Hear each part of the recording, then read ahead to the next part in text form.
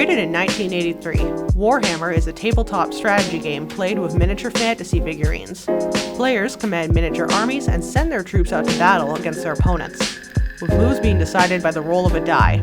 But long before the duel can begin, figures themselves need to be assembled and painted for combat. Painting the figures is delicate work due to the size and amount of details involved. It's pretty difficult to make sure you get the right lighting source on it, because you don't want it to be like too bright in some spots and then not bright enough in the other spots. Really tough.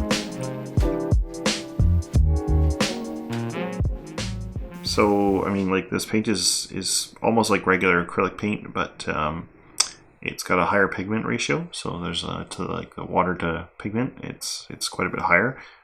So that way you don't have to use quite as much paint. That's why they come in these tiny little paint pots. The other thing about this particular brand versus some of the other ones is this has like a drying agent in it, so it dries quite a bit faster than regular paint as well. Depending on like the type of model, they have their own paint schemes. You generally follow them, but you have like a broad spectrum of, you know, do whatever you want sort of thing. You can sort of make it your own, but for the most part, it's kind of like a choose your own adventure. So, but some of them it gets like a little bit tougher, like the big guy there, or this guy here. There's a lot of lighting you have to sort of come into play with. So like some of the brighter parts are just where you would imagine where the light is hitting on the model, and then like you have to create that shadow underneath as well. It's a lot of like planning. Depends on the model, because like some models come in plastic, some come in resin.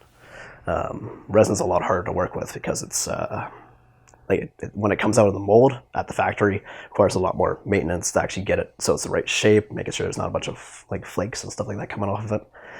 Plastic's a lot more easy. You just kind of take it off the sprue with like it could be like a clipper or something like that. You just sand down the mold lines, get that done, and then from that point on, then you just kind of put it together, super glue, whatever you like. And I mean, nice thing about Warhammer is you don't need to follow the cards. I mean, you can just be like, I want to put an arm here, I want to put a leg here, or you can follow the rules. It's up to you.